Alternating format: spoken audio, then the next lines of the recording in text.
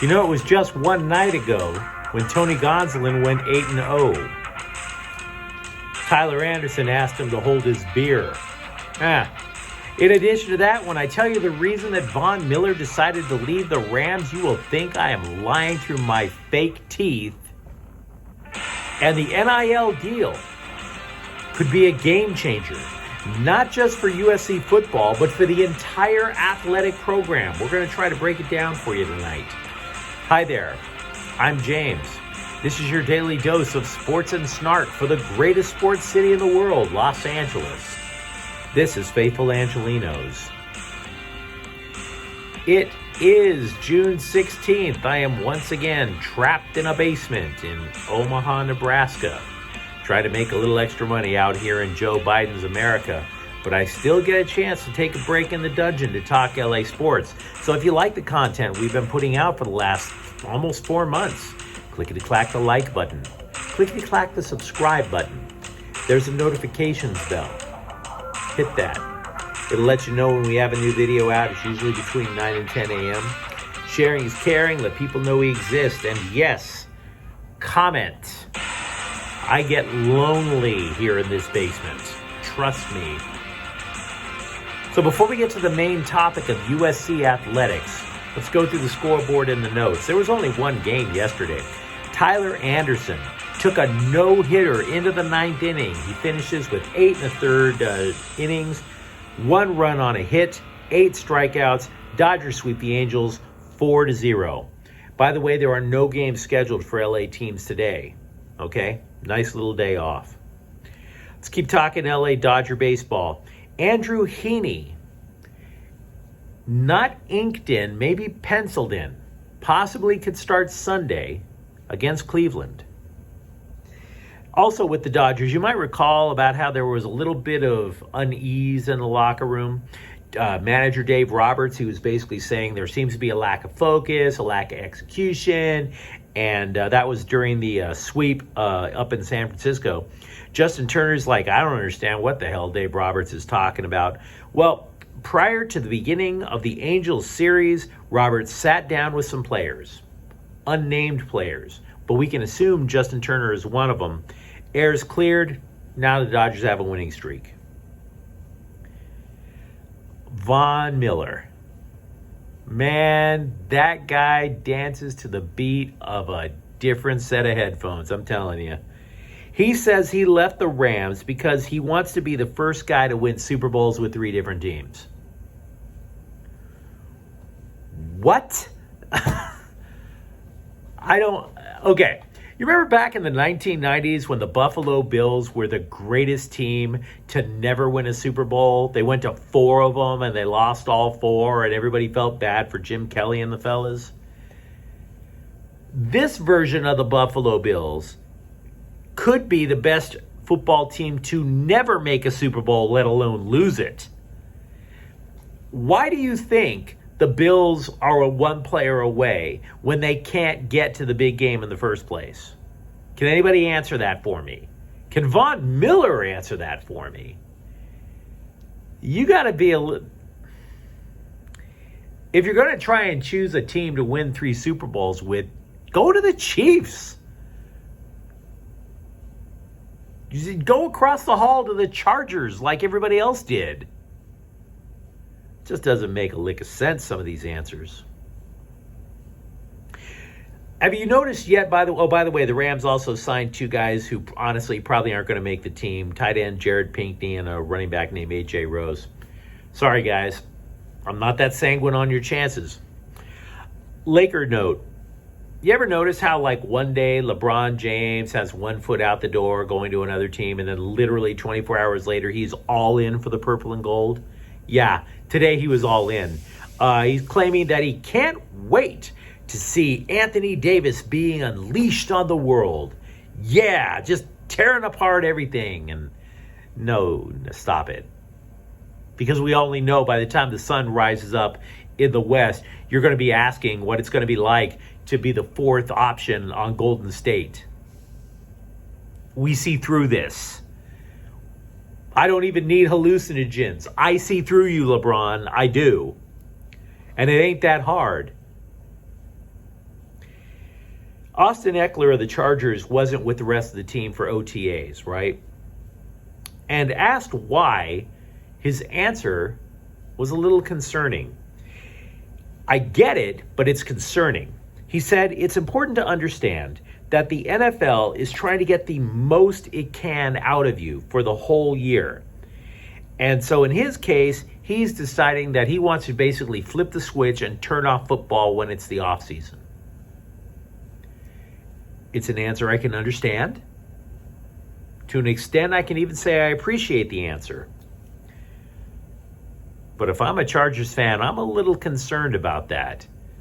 Because let's be real, we want our players to be just locked in at all times for the NFL. You know, we don't. It just kind of sets you a little bit unease whenever you hear somebody who's only going to be there when the team wants him there, you know? Now, a couple of days ago, LAFC officially signed Italian legend Giorgio Chiellini, but the signing is being panned across MLS. They're just not necessarily going on the record. There's a couple of front office guys who went off the record, not using the name, saying, yeah, I wouldn't have signed him. And to take it a step further, MLS Commissioner Don Garber. Now understand, he's not mentioning Chiellini by name because he didn't even know about this then. But in March, he sent a letter to all the teams. The message he sent, we are not a retirement league anymore. Get young. Sign younger players, develop them, sell them. That way we continue to build the league. If the players are not going to take it seriously when they come here, we don't want them in MLS.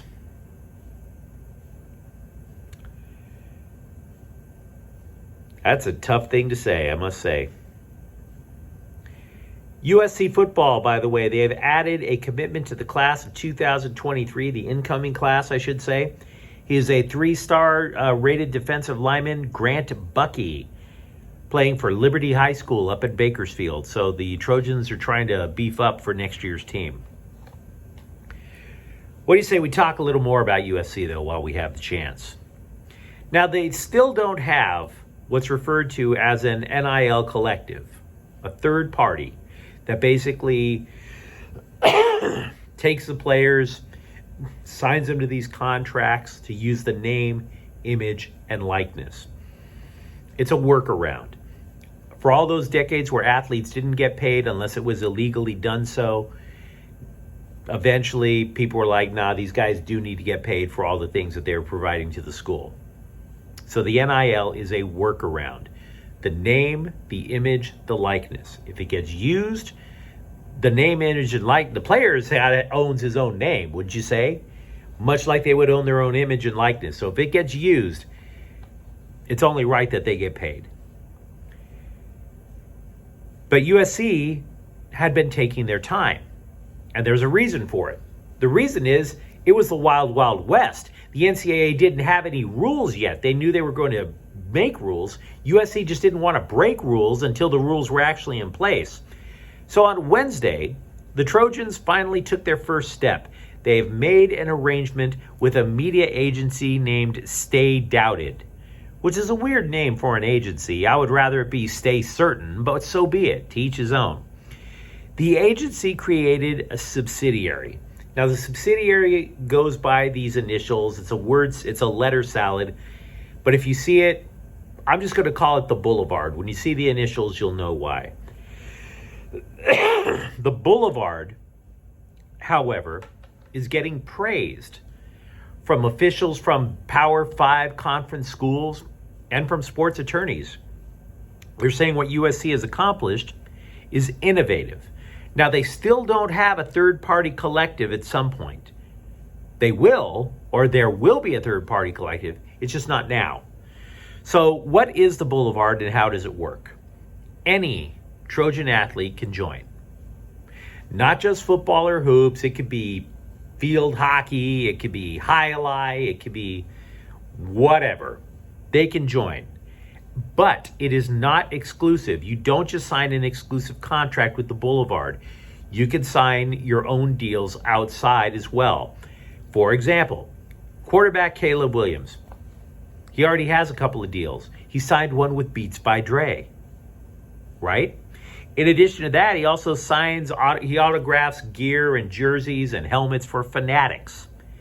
See, that is outside of the Boulevard. What the Boulevard is going to be responsible for is it's going to give athletes access to public appearances, to autograph signings. So in other words, if there is a grand opening of a Pep Boys out in Bloomington, and all of a sudden you just happen to notice that the backup point guard for the basketball team is out there and you want to meet him, he's going to get a little payment out of it.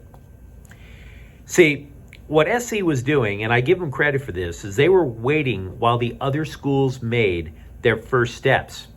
And then they wanted to try and work around and create something a little bit more comprehensive without breaking the rules. Remember, this is a school that has had a lot of success in football, but they've also had to go on probation a few times in order to do it. See, what Florida did, for instance, they did create a third-party NIL. What that third-party NIL collective does is fans pay for their subscription. And it depends on how much money you put into this subscription. Say you only chip in a couple of bucks. Maybe a golf player will sign a photo or something like that.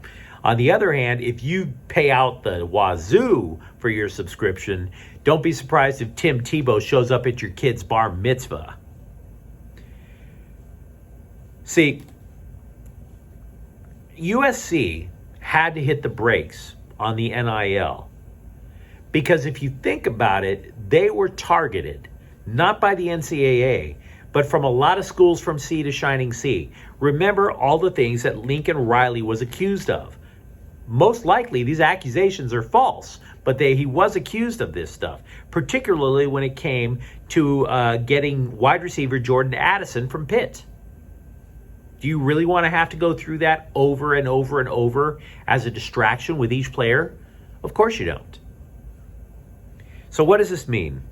Well, ask yourself, how many schools across the country can match the financial firepower of the greater Los Angeles area?